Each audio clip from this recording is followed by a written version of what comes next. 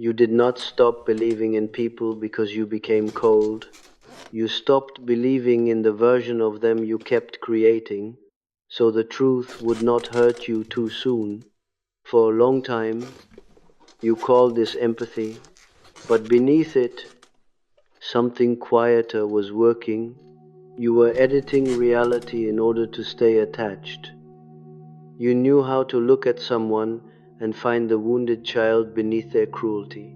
You knew how to explain their absence, soften their indifference, translate their silence, and turn small gestures into proof that something good was still there. Your gift was not only feeling deeply, it was making disappointment bearable. At first, this seemed like kindness. You told yourself you understood people because you were patient, because you could see what others missed, because you were not shallow enough to judge anyone by one failure. But that was not the deepest layer. Sometimes what you called understanding was the refusal to admit that someone was showing you exactly who they were. The moment this begins to change is not dramatic. You may still answer politely. You may still remember what they like. You may still speak in a calm voice when your throat has already tightened. But something inside stops reaching forward to complete the person in front of you. The imagination withdraws. This is why it feels strange. You do not lose compassion. You lose the need to decorate what wounded you. You stop adding depth where there is only avoidance. You stop calling inconsistency complexity. You stop turning absence into mystery. You stop mistaking potential for presence. The body usually notices this before the mind is brave enough to say it. A message appears, and your stomach drops before you have read the whole sentence. A familiar tone reaches you, and your jaw tightens before you decide whether to respond. The reaction arrives before the explanation, because some part of you has been keeping a record. You may have spent years overriding that record. You told yourself you were too sensitive, too reactive, too demanding, too quick to withdraw. You searched for the generous interpretation because the ungenerous one made the relationship too clear. And clarity, for the child who learned to preserve attachment, can feel more frightening than confusion. This did not begin in adulthood. It began wherever love required translation. It began where you learned that someone's mood could decide the weather of the whole home. It began where you became alert to faces, pose, footsteps, silence, breath. You were not born romanticizing people. You were trained to survive their contradictions. The child who becomes responsible for emotional weather does not simply grow into a sensitive adult. They grow into someone who believes understanding is a duty. They learn to read what is not said, to excuse what is not repaired, to carry what others refuse to name. Later, they may call this empathy because the older word would be too painful. The older word is adaptation, not weakness, not foolishness, not blindness. Adaptation. You learn to preserve belonging by finding the hurt beneath behavior that hurt you. You learned that if you could explain someone, you might not have to leave them emotionally. Explanation became a way of staying close. Through a Jungian lens, this is where the persona begins to form. The persona is not fake in a simple sense. It is the face you learn to wear in order to function and remain acceptable. Yours may have looked wise, patient, forgiving, emotionally intelligent. It may have made you useful in every room. but the persona has a price when it is mistaken for the whole self. The patient one must bury impatience. The understanding one must bury disgust. The loyal one must bury the part that wants to step back. The kind one must bury the anger that knows kindness has been used as a cage. This is why the day you stop romanticizing people can feel like a moral failure. You may wonder if you have become harsh. You may miss the old softness, even when that softness exhausted you. But not every loss of illusion is cruelty. Sometimes it is the psyche refusing to keep protecting a story that cost too much. The old explanation no longer held. You could no longer say they were just busy when the pattern had become obvious. You could no longer say they did not mean it when the same wound returned in different clothing. You could no longer say they were afraid of love when the simpler truth was that they were comfortable receiving yours without meeting it. This is not bitterness. Bitterness keeps circling the wound, hoping the wound will confess. What is happening in you is quieter. The part that once worked so hard to make people meaningful is becoming tired. Your chest becomes still. Your fingers hover above the phone. Something refuses to participate in the old emotional labor. For years, you may have believed your role was to see the best in everyone, but sometimes seeing the best became a way of refusing to see the whole. You saw their pain, but not their choices. You saw their history, but not the effect of their behavior. You saw their possibility, but not their present availability. That is the reversal that hurts, not seeing the best in people, but editing reality to preserve attachment, not compassion, but a bargain, not depth, but a protective pattern that allowed you to stay near someone without fully admitting what closeness was costing you. The family story had another function. In many homes, the child who understands everyone becomes the child. No one has to understand. If you were praised for being mature, forgiving, easy, or wise beyond your years, you may have learned that your value increased when your own needs became quiet. You became loved through emotional usefulness. This kind of child does not usually rebel in obvious ways. They become careful. They become reasonable. They learn to explain the parent who frightened them, excuse the sibling who took too much, comfort the adult who should have comforted them. They become fluent in everyone else's inner life while remaining a stranger to their own. Later, in adult relationships, the same pattern returns with different names.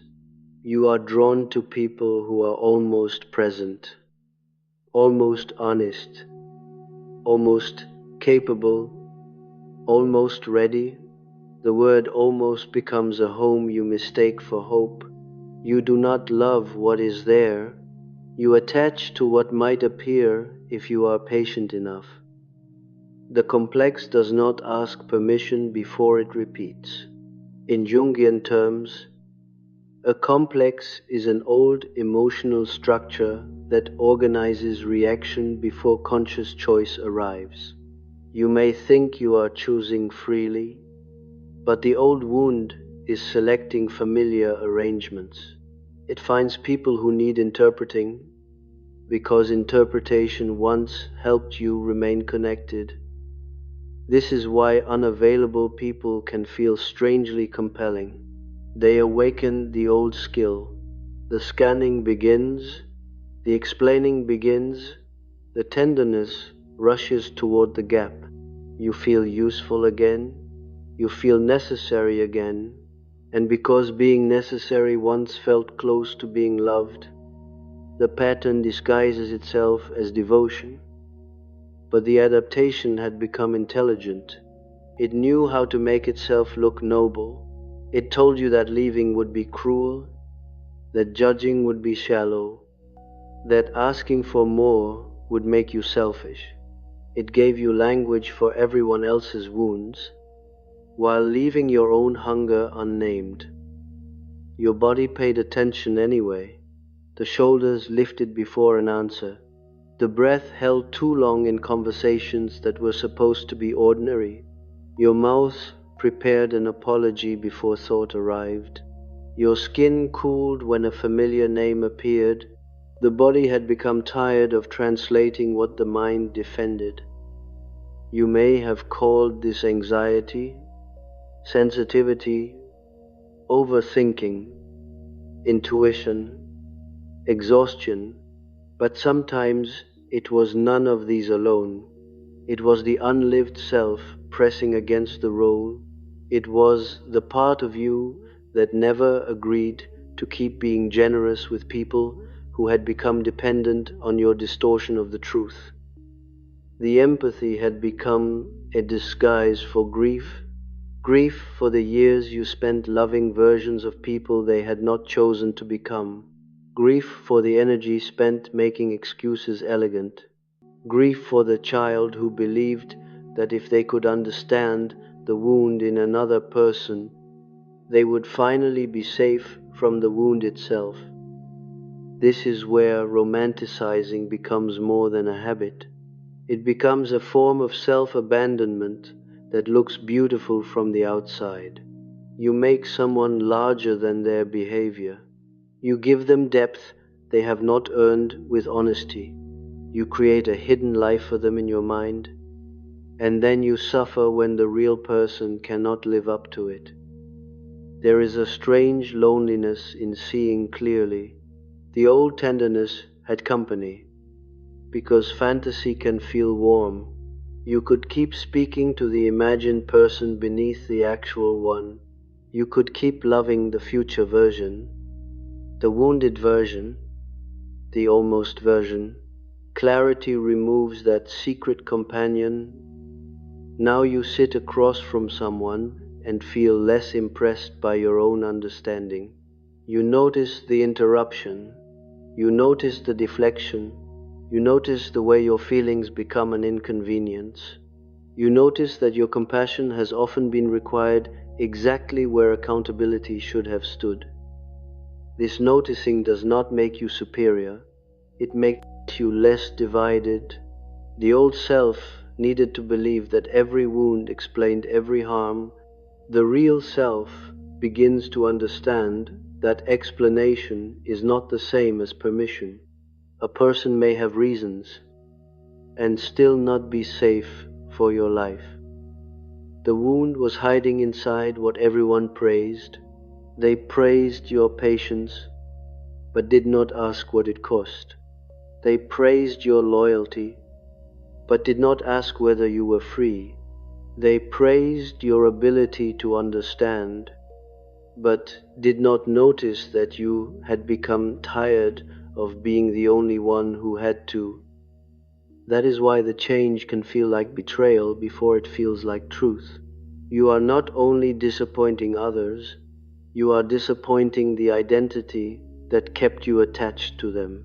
You are stepping away from a role that once protected you. The psyche does not release such roles lightly, because they were built in the presence of need. So when the empath stops romanticizing people, something deeper than opinion changes. The old arrangement begins to fail. The imagination no longer rushes in to rescue the relationship from its evidence. The chest no longer opens automatically at a small sign of warmth. The mind no longer works all night to turn neglect into complexity. And then an uncomfortable question appears. If you are no longer the one who explains everyone, forgives everything, and sees potential where presence is missing, who are you? If your goodness was tied to emotional labor, what remains when you stop performing it? If love required illusion, what does love become when the illusion ends? This is the beginning of the deeper descent. not the end of empathy, but the end of using empathy against yourself, not coldness, but the collapse of a performance, not the disappearance of love, but the first recognition that love cannot require you to keep improving someone in your imagination while your own life waits outside the role. The role did not feel like a role while it was still feeding you. It felt like your nature. It felt like being good, deep, loyal, emotionally intelligent. It felt like the proof that you were different from those who abandoned, dismissed, or wounded you. You became proud of the very pattern that had once been necessary. This is how an old adaptation becomes identity. It does not arrive with violence, it arrives with praise. Someone calls you mature. Someone says you are easy to talk to. Someone tells you that you understand them better than anyone. Slowly, you learn where your value is located, not in being fully known, but in being emotionally useful. The useful one often becomes useful before they know they have a choice. You may have learned early that certain feelings made the home heavier, anger made you difficult, sadness made you inconvenient, need made you risky, so you became careful with your inner life and generous with everyone else's. The family did not always silence you directly. Sometimes it simply rewarded the version of you that required the least from them. When you were quiet, the atmosphere softened. When you forgave quickly, tension disappeared. When you explained someone's behavior for them, no one had to face what they had done. This is where the persona becomes more than a social mask. It becomes a structure of belonging. Through a Jungian lens, the persona begins as a necessary bridge between the inner self and the world. But when the bridge becomes a prison, the person forgets there was ever anything on the other side. You did not merely act understanding, you became the understanding one. You did not merely help, you became the helper. You did not merely forgive, you became the person who could be counted on to make forgiveness available before anyone had earned repair. The role entered your name. The adaptation worked. That is the part you may not want to admit. It kept you connected. It made people come to you. It made your sensitivity look like wisdom instead of hunger. It allowed you to remain near those whose love felt conditional, unstable, or incomplete. It helped you survive rooms where being simple was not safe. But the cost was not where you thought it was. You thought the cost was exhaustion. The late replies, the one-sided conversations, the quiet resentment after giving too much. Those were only the visible costs. The deeper cost was that your own reality became negotiable. You kept revising it to protect the bond. Every time someone disappointed you, you searched for the wound beneath the behavior. Every time someone avoided accountability, you gave them a more generous inner world than they had shown you. Every time your chest tightened, you treated your reaction like a problem to manage rather than information to respect. The jaw remembered what the story tried to excuse. The stomach dropped when their name appeared, but the mind still reached for softness. You told yourself they were afraid, overwhelmed, wounded, misunderstood. Perhaps they were, but your body was not responding to their hidden pain. It was responding to your repeated disappearance. Projection often hides inside devotion. In Jungian terms, projection is not only seeing darkness in others that belongs to you, it can also mean placing your unlived goodness, courage, honesty, or tenderness onto someone else, then loving them for carrying what you cannot yet claim in yourself. You may have projected depth onto people who gave you ambiguity. You may have projected loyalty onto people who offered familiarity. You may have projected potential onto people who gave only fragments. This did not make you foolish. It meant your psyche was trying to meet something through them that had not yet been allowed to live in you. The old wound arranged the meeting before the conscious mind understood it. You found the unavailable person and called them complicated. You found the emotionally immature person and called them wounded. You found the inconsistent person and called them afraid of intimacy. Again and again, the old complex made the familiar feel meaningful. The complex does not repeat because it enjoys suffering. It repeats because it wants consciousness. It brings you back to the shape of the early wound, hoping this time you will see what the child could not see. Not that you were unlovable, not that you failed to understand enough, but that some people were never available in the way you needed them to be. This recognition can feel brutal because it removes your favorite protection. Understanding people had protected you from the grief of choosing based on what was real.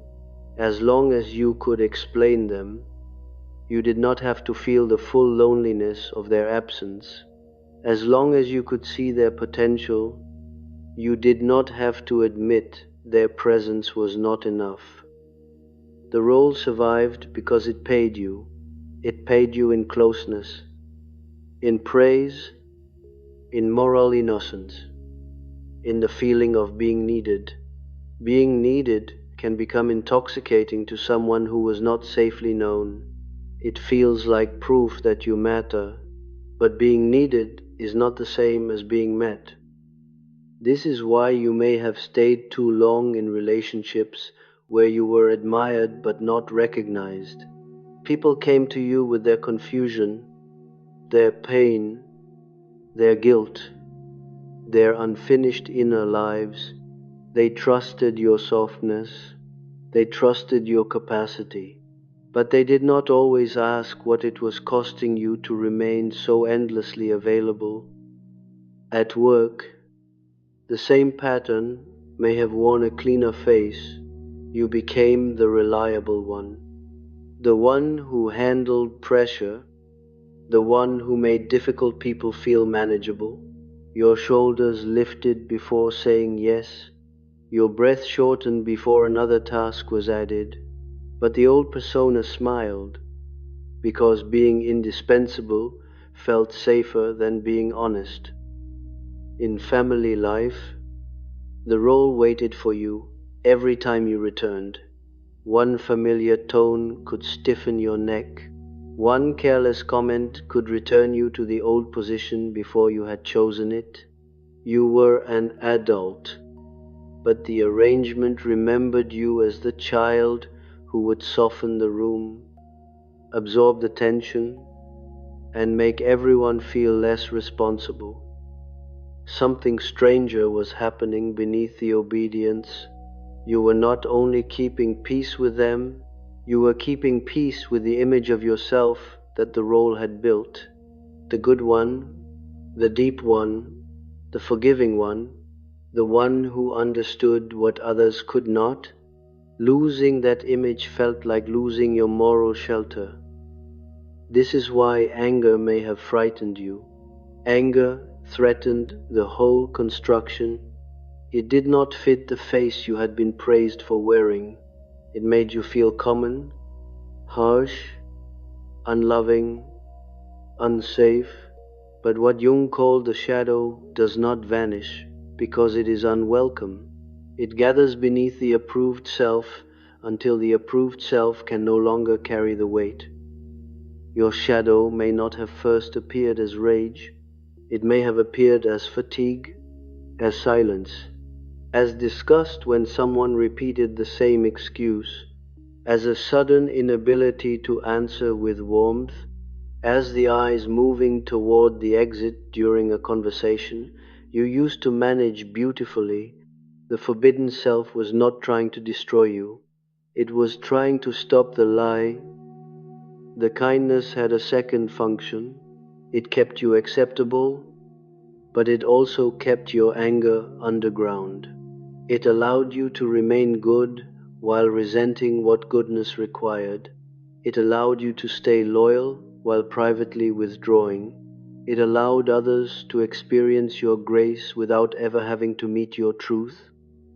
You may have mistaken this for peace, but not peace, numbness, not patience, suppression, not loyalty, fear of losing belonging, not empathy, the trained habit of interpreting what others refuse to say. The old meanings begin to collapse, and each collapse removes a piece of the life you thought was your own. The unlived life does not disappear politely. It returns as restlessness, refusal, grief, irritation, a strange heaviness around people you once idealized. It returns when success feels empty because success was built by the false self. It returns when love feels tiring because love has become another place where you perform understanding. This is why romanticizing people eventually becomes impossible. The psyche begins refusing the old decoration. It no longer wants the beautiful explanation if the beautiful explanation requires your absence. It no longer wants a story that makes someone else deeper while making your own pain smaller. A dinner may look ordinary from the outside. You laugh at the right moment, you answer gently, you listen as they speak about themselves again, but inside, something has gone still, not dramatic, not bitter, not loud. The part of you that used to rush toward their wound has stopped moving. You begin to notice how often you made others feel complex so you would not have to call them careless. You notice how often you called someone guarded when they were simply withholding. You notice how often you named a person's pain in order to avoid naming your own. The interpretation had become a shelter, but it had also become a theft. It stole your right to respond plainly. It stole your right to be disappointed without explaining disappointment away. It stole your right to say, "This hurts," without immediately adding their childhood, their fear, their stress, their possible goodness. It stole the simple dignity of your own experience. From a depth psychology perspective, individuation begins when the person can no longer remain divided without suffering. The outer self may still know how to please, comfort, and understand, but the inner self has begun to withdraw consent. A split appears between the role that functions and the truth that refuses. That split is painful because the old role was not meaningless. It once protected you, it gave you a place in the family, it helped you keep love within reach, it allowed you to survive emotional conditions you did not create. But what once protected the child can begin to suffocate the adult. The child in you learned that seeing more made staying possible. The adult in you begins to learn that seeing clearly may make staying impossible. This is the terrible reversal. The same sensitivity that once preserved attachment now threatens the arrangements built around your blindness. You are not losing your empathy. You are losing the compulsion to make empathy serve abandonment. You may still feel what others carry. You may still understand why they became the way they are, but understanding no longer automatically becomes access. Compassion no longer requires you to volunteer your life to someone else's unfinished work. This is where guilt often rises. The old persona feels accused. It says you are becoming hard. It says you are betraying your nature. It says people trusted you to be soft, but underneath the guilt is another truth. They trusted the version of you that would make room for them, even when no room was made for you. The family role became identity because it solved a problem early. It told you how to be loved, how to avoid conflict, how to remain necessary, how to convert pain into insight before it became anger. But now the solution has become the wound. The same role that once kept you connected now keeps you from being real. And when that becomes visible, the old life cannot continue in the same unconscious way. You may still be there, still speaking, still doing what must be done, but the interior agreement has changed. The part of you that once believed love required endless interpretation has begun to fall silent, and the silence is no longer empty. The silence is not peace at first. It is the sound of an old mechanism losing power. You may still know what to say, how to soften your voice, how to give someone the benefit of a better self than they have shown you, but the words no longer rise with the same obedience. Something in you has stopped volunteering. This is where the old performance begins to fail in ordinary ways. You do not return a message as quickly. You do not explain the pain away before you have felt it. You do not rush to make someone comfortable with the consequences of their own behavior. Your fingers hover above the phone, and for the first time, no sentence feels honest enough to send. The exhaustion becomes different here. It is not the kind that sleep repairs. It sits behind the eyes before the conversation begins. It appears in the shoulders before the request is finished. It is the fatigue of a self that has been acting available for too long, not tiredness, but refusal wearing the shape of tiredness. For years, you may have thought the problem was that people needed too much from you, but that was not the deepest layer. The deeper wound was that you had learned to offer yourself before anyone had truly asked.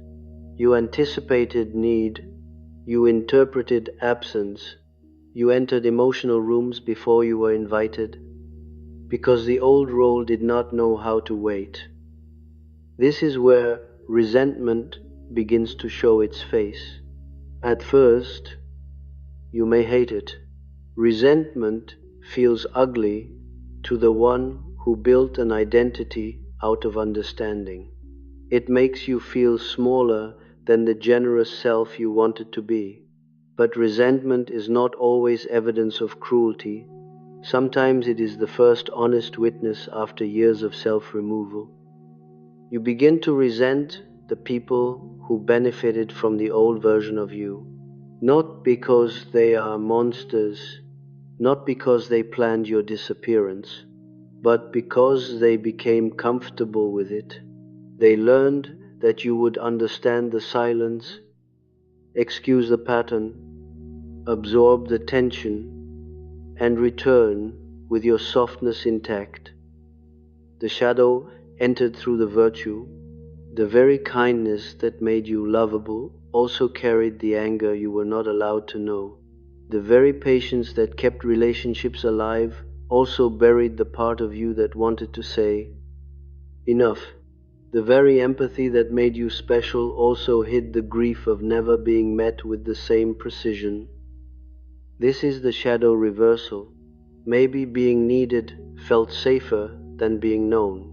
Maybe romanticizing others protected you from the grief of seeing who was actually available. Maybe interpreting people became a way to avoid admitting they were not choosing you. The shadow is not accusing you.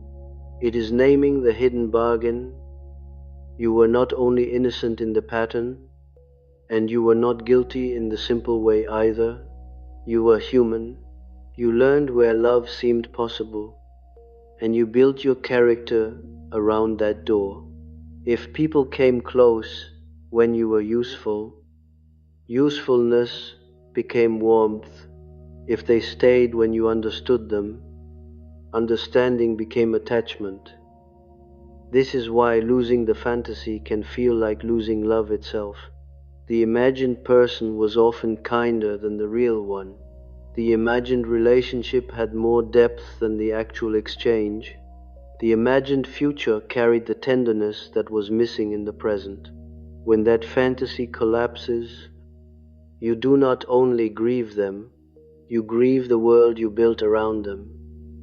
There is grief for the self who waited, the self who kept saying, "They are not ready yet," the self who believed patience could turn emotional absence into devotion, the self who took crumbs and called them signs, the self who was proud of seeing what others could not see, even while ignoring what was happening in plain sight. Your body may begin to revolt against that old pride. A familiar voice makes your chest become still. A small excuse makes your throat close before you can answer. A repeated pattern makes your stomach drop, not with shock, but with recognition. The reaction arrives with a terrible calm, as though some inner witness is saying, "This again?" That calm can frighten you more than anger. Anger still feels alive. Calm can feel like the death of hope. You may wonder why you no longer rush to repair, why you no longer feel moved by explanations that once opened your heart, but not numbness, discernment, not coldness. The collapse of a beautiful distortion. The beautiful interpretation had begun to fail. You can still understand why someone avoids truth. You can still understand why someone cannot give what they never received. You can still understand why someone hides behind charm, busyness, win the silence, or helplessness. But understanding no longer erases the effect they have on your life. This is a hard maturity because it has no applause inside it. No one praises you for withdrawing your fantasy. No one thanks you for becoming more accurate. In fact, accuracy may make you less pleasant. You become harder to soothe with explanations. You become less willing to confuse a person's wound with a permission slip. The guilt comes next, almost always. It rises when you do not answer with the old warmth. It rises when someone says they need you and your body does not move toward them. It rises when you stop giving them the interpretation they prefer. Your mouth prepares an apology before the thought arrives. Because guilt was once the price of staying connected. But guilt is not always conscience. Sometimes guilt is the old role sending an alarm. It tells you that love is in danger because usefulness has stopped. It tells you that belonging is in danger because you no longer soften the truth. It tells you that you are wrong because you are not disappearing quickly enough. The family role is clever because it speaks in moral language. It does not say, "Abandon yourself." It says, "Be kind." It does not say, "Ignore the evidence." It says, "Understand them." It does not say, "Stay trapped." It says, "Do not be selfish." The old arrangement survived by dressing fear in the clothing of goodness. This is why the anger feels so late. It may not come as a storm. It may come as disgust, as a refusal to laugh, as a stiffness in your spine when someone expects the old you to appear. It may come as the sudden awareness that your patience was not endless. It was borrowed from the parts of you that never got to live. The unlived life begins to speak through irritation. It asks why everyone else was allowed to have moods while you had to have insight. It asks why others were allowed to be wounded while you had to be wise. It asks why love required your imagination but rarely required their transformation. These questions are not cruel, they are overdue. From a Jungian perspective, the shadow is not simply darkness. It is what the conscious identity could not include. If your conscious identity was the empath, the understanding one, the emotionally generous one, then your shadow may contain plainness, refusal, anger, boundaries, selfish desire, even the wish to be cared for without performing depth. That last wish may be the most forbidden, to be cared for without translating yourself, to be loved without becoming useful first, to be allowed to be ordinary, tired, wrong, impatient, unclear, to have someone stay without requiring you to become the emotional intelligence of the whole relationship. This is where loneliness enters, not the loneliness of having no one nearby, but the loneliness of no longer being able to live inside the old version of closeness. You may be sitting with people who know your habits, your stories, your face, your voice, yet something in you understands that they may not know the self that is beginning to return. The terror is not only that others will leave, it is that they will stay and still only recognize the role. They will keep speaking to the one who forgave quickly, the one who listened endlessly, the one who found depth in their contradictions. They will not notice that the person answering them has become quieter for a different reason. The cost was not where you thought it was. You thought you were losing energy, but you were losing authorship. You thought you were losing time, but you were losing permission to have a direct response. You thought you were losing patience, but you were losing the inner authority to say, "This is what happened, and I do not need to beautify it." This is why stopping the romanticizing can feel like becoming less loving. The old love was full of imagination. It added missing tenderness, missing accountability, missing presence. It built bridges over gaps the other person had not crossed. The new love, if it can be called love yet, is poorer in fantasy but richer in truth. And truth can feel bare after a life of decoration. A relationship looks smaller when you stop adding invisible depth. A family bond feels colder when you stop calling control concern. A friendship feels thinner when you stop treating inconsistency as complexity. The world does not become worse, it becomes less edited. You may find yourself grieving people who are still alive and still speaking to you. This grief is confusing because nothing has officially ended, but internally, something has. The imagined version has lost authority. The future version has lost its power to keep you waiting. The wounded version no longer excuses the unavailable one standing before you. This grief can make you want to return to fantasy. Fantasy was warmer. It let you feel loyal. It let you feel profound. It let you remain the kind of person who never gave up on anyone. But the psyche has begun to refuse that warmth. When the warmth requires self-betrayal, the old shelter now smells like confinement. The person they loved was not always the person who wanted to live. This is one of the most painful recognitions. They may have loved your patience. They may have loved your understanding. They may have loved your ability to make them feel less alone in their own confusion. But did they love your truth when it interrupted their comfort? You may not know the answer yet. That is part of the heaviness. You are suspended between an old identity that no longer fits and a new self that has not fully taken form. You cannot return to innocence, but you cannot yet stand without trembling in the clarity that has arrived. In this middle place, everything becomes more sensitive. A careless sentence feels louder, a familiar expectation feels heavier, a small request carries the weight of years.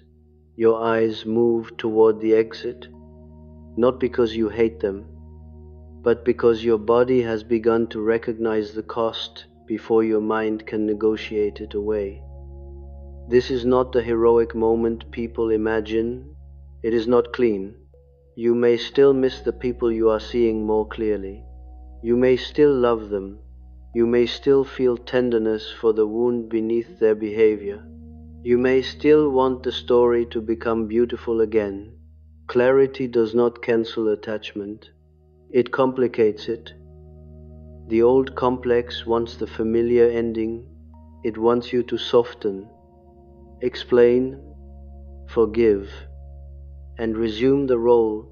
It wants the tension to disappear. It wants the room to feel normal again. But something in you has become unable to pay for normal with your own disappearance. The price has become visible. This is where individuation begins to feel like betrayal. Not because it is betrayal, but because the old system experiences truth as disloyalty. The moment you stop carrying the illusion, the arrangement loses balance. People may not know what changed. You may not fully know either, but the invisible labor is no longer invisible to you. You begin to notice that your empathy was often asked to do the work of their conscience. Your understanding was asked to soften what they would not repair. Your patience was asked to make time for a change that never came. Your imagination was asked to keep love alive in places where mutual presence had gone missing. This is not a reason to hate them. Hatred would be another chain. The deeper task is more difficult than hatred. It is to see without decorating, to feel without rescuing, to understand without surrendering your own reality. It is to allow another person to be complex without making their complexity the center of your life. There is tenderness after the shadow speaks, but it is not the old tenderness. It is quieter, less eager, less theatrical. It does not need to prove its goodness by staying available to every wound. It does not need to turn every disappointment into a lesson. It does not need to make suffering beautiful in order to survive it. Still, the old self does not die without protest. You may wake before the alarm with a heaviness you cannot explain. You may rehearse conversations you do not want to have. You may feel guilt for boundaries you have not even spoken. The role is losing authority, and the whole inner structure trembles around that loss. What makes this stage so lonely is that you cannot fully return, but you cannot yet fully leave. You are no longer convinced by the old story, but the new life has not become familiar. You may still sit in the same rooms, answer the same names, perform the same tasks, while knowing that the agreement underneath them has already changed. The empath stops romanticizing people not in a single dramatic decision, but through 1,000 small failures of illusion. The excuse does not work, the fantasy does not warm you, the potential no longer seduces you, the old tenderness still exists, but it no longer volunteers to erase the evidence.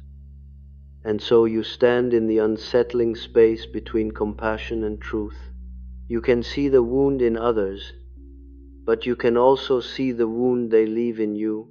You can understand why they became who they are, but you can no longer turn that understanding into a sentence against yourself. The old role is behind you, still calling. The real self is ahead, not yet named. The real self is ahead, not yet named, and that is why the next part feels so unstable. You are not simply walking away from illusions about other people. You are walking away from the version of yourself who knew how to survive by maintaining those illusions. The loss is not only relational, it is structural. Others may sense the change before you speak it. They may notice that your warmth no longer arrives automatically. They may feel the pause where your explanation used to appear. They may watch your face remain calm while your old availability fails to return. What frightens them is not your cruelty. It is the absence of the function they trusted. They may say you have changed. They may say you are cold, distant, difficult, selfish, overthinking, not yourself, but often what they mean is simpler. You no longer soften reality before it reaches them. You no longer turn their contradiction into a beautiful story. You no longer make the arrangement painless for everyone except you. This is the social cost of clarity. When you stop romanticizing people, you also stop protecting them from the consequences of being seen accurately. You may still speak gently, you may still avoid unnecessary harm, but your gentleness no longer works as a veil. It no longer hides what your chest already understood. The chest answered before the mind formed a sentence. It became still when the same excuse returned. The neck stiffened at the familiar tone.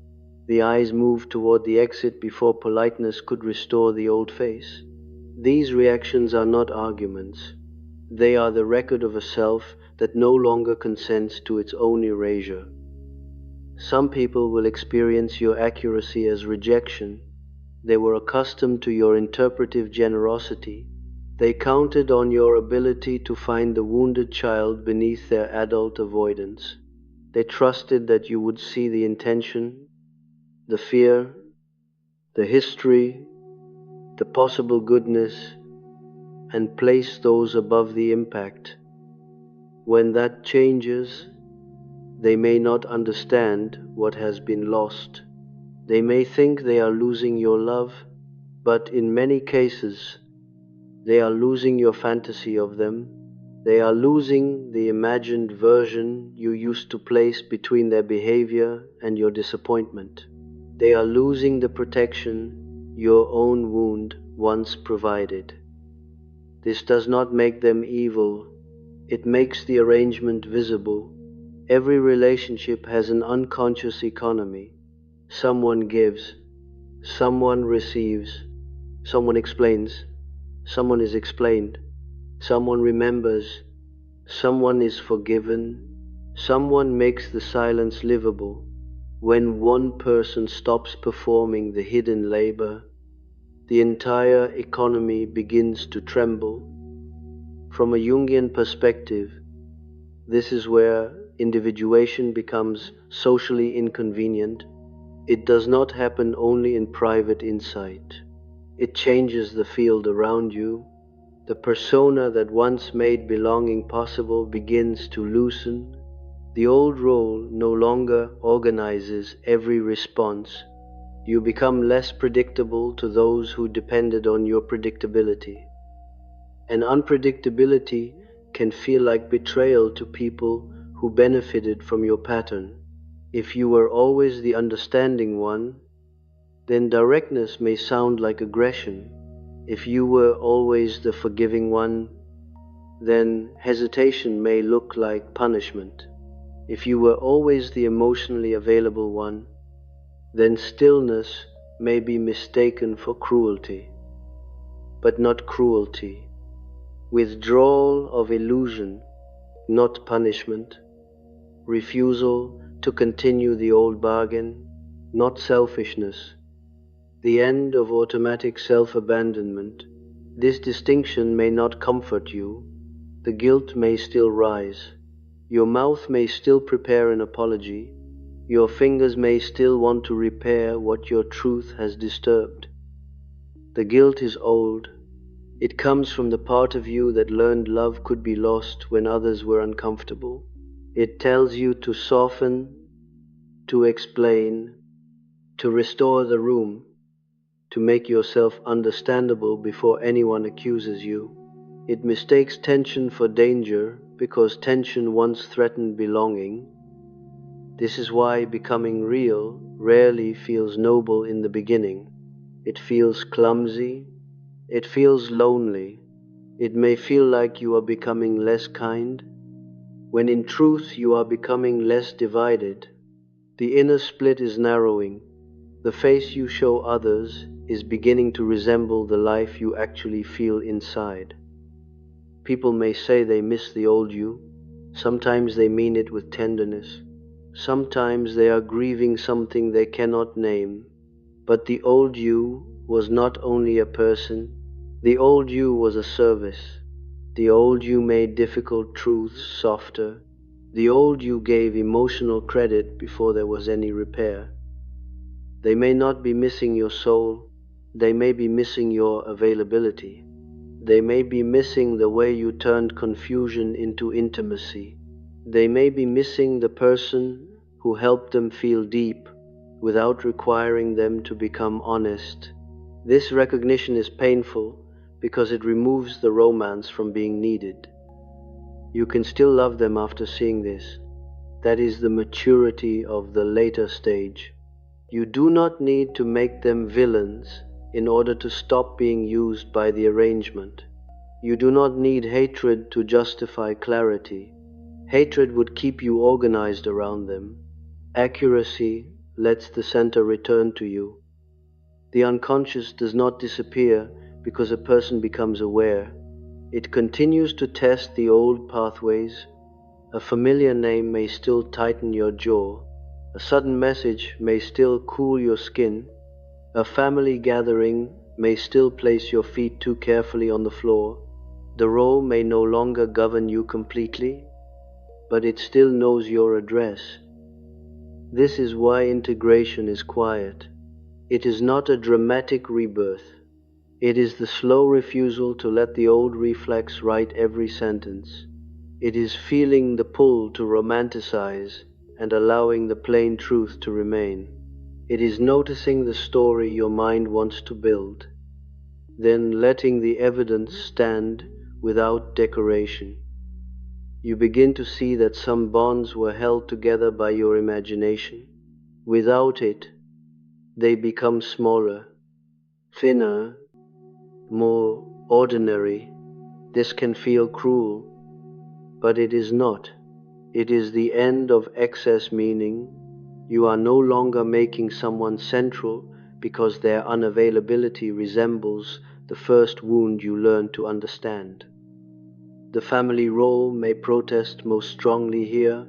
Families often remember the role better than the person.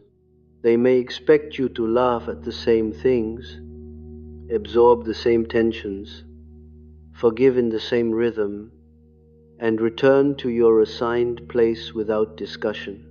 When you do not, they may call it change, as though change were the betrayal.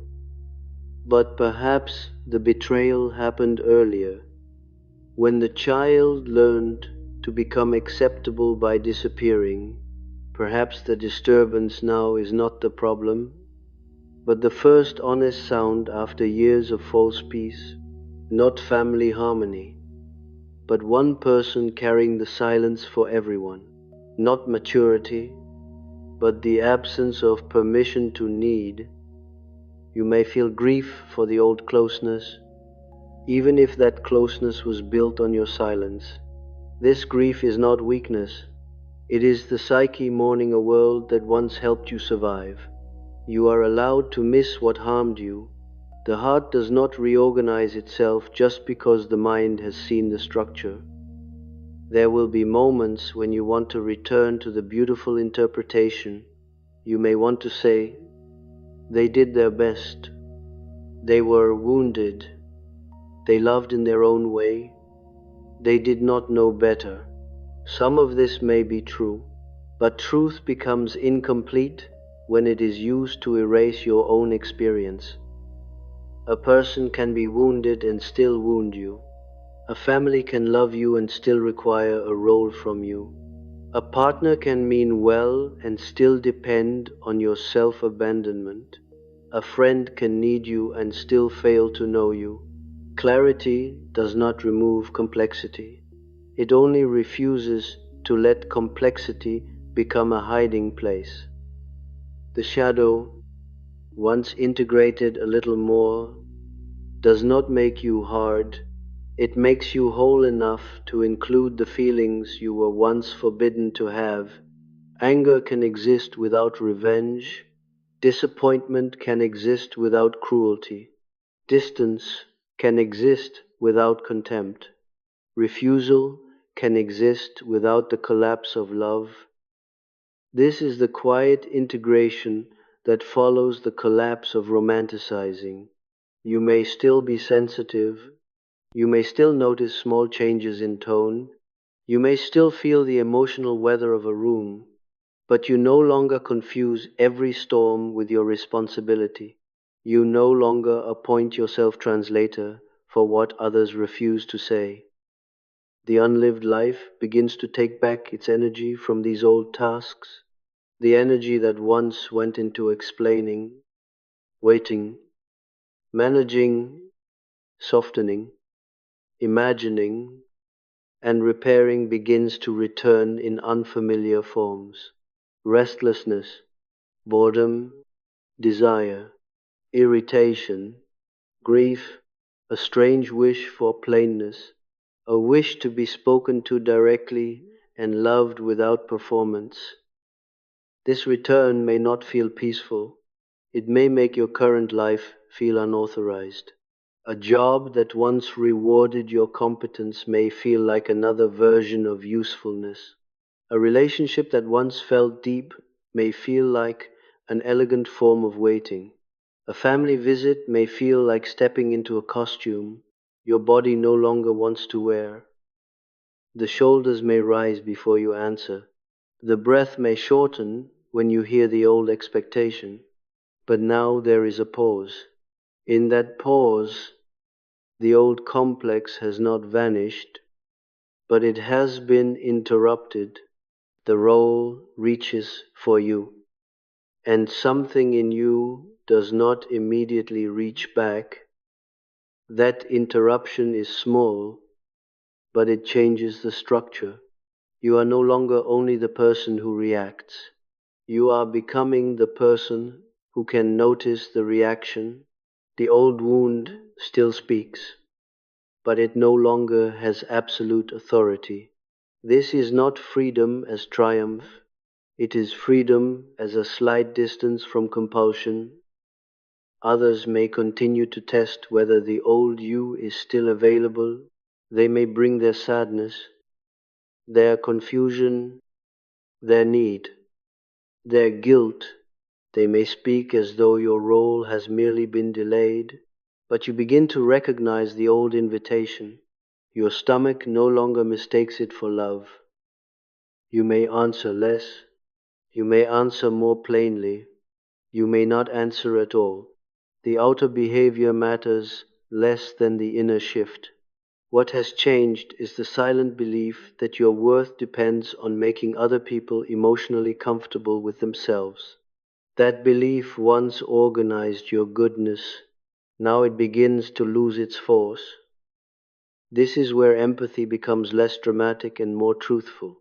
It no longer needs to rescue. It no longer needs to prove itself through endless access.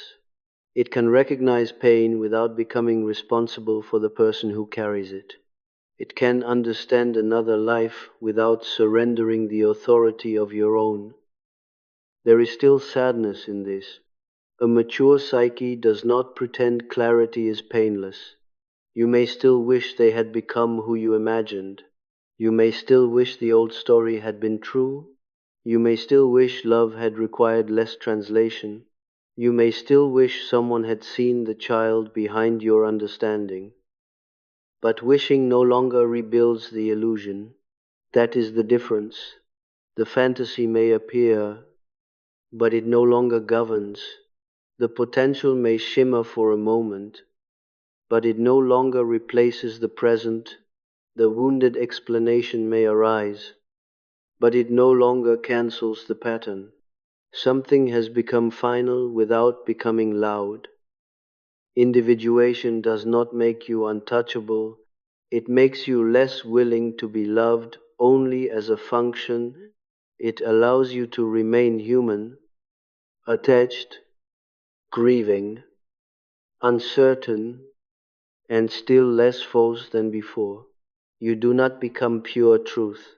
You become less obedient to the lie that kept you divided. The day the empath stops romanticizing people is not the day empathy dies. It is the day empathy stops kneeling before projection. It is the day the sensitive adult stops confusing understanding with devotion and stops mistaking emotional labor for love. What remains is quieter, less impressive, and more difficult to exploit. You may still be kind, but your kindness has lost its old desperation. You may still forgive, but forgiveness no longer requires amnesia. You may still see people deeply, but you no longer use depth to excuse absence. You may still love, but love no longer asks you to improve someone in your imagination, while your own life waits outside the door. And perhaps this is why the ending feels so severe. There is no grand victory in it, only a private rearrangement of authority. The imagined person loses the throne, the role loses its innocence, the guilt loses some of its command, the self that waited quietly beneath the performance begins to stand where the fantasy used to stand. The old romantic story had finally lost its authority.